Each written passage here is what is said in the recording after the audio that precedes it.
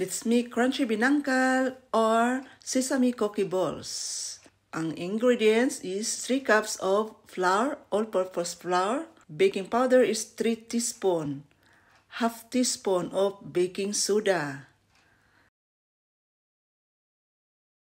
Haluin lang ng maigi hanggang sa ma-mix ang mga powder. Tapos sa isang bowl, maglagay ng 1 cup of all-purpose cream or evap milk kung wala kayong all-purpose cream.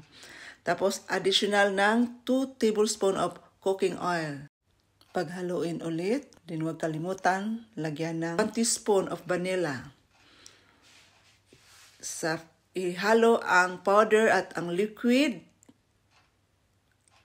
Ganyan. Then, paghalo-haluin. Take note guys, ito ay sticky.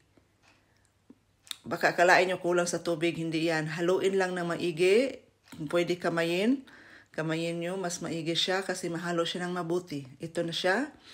Then, mag-prepare ng sesame seeds. At ito ang gamit ko instead of usual oil. Ito ay pang donut na oil. Ito na siya guys. And then, lagyan ng oil ang kamay para hindi mag-sticky ang dough. Ayan, ang paggawa ng balls. Ayan, i-coat lang ng sesame seeds. I-roll na mabuti hanggang sa makover ang buong dough ng sesame. Ayan na lahat ang gawa natin. Tapos i-heat ang oil. Ang gamit ko pala dito guys is pang donut na oil. Kaya lang mas pricey ito compare sa usual oil. Yan na siya, naka-fried na.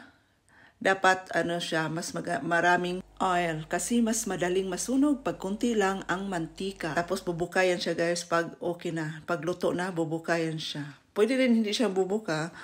Pero mas maganda at tingnan pag bumuka. Ayan na, pwede na siyang hanguin. Ayan. Tinry lang natin kung luto na. Hanguin na natin ito at saka i-drain ang excess oil. Palamigin lang ng kunti bago kainin para makikita nyo talaga na mas crunchy siya. Ito na guys, mas madaling gawin, masarap at very affordable. Enjoy!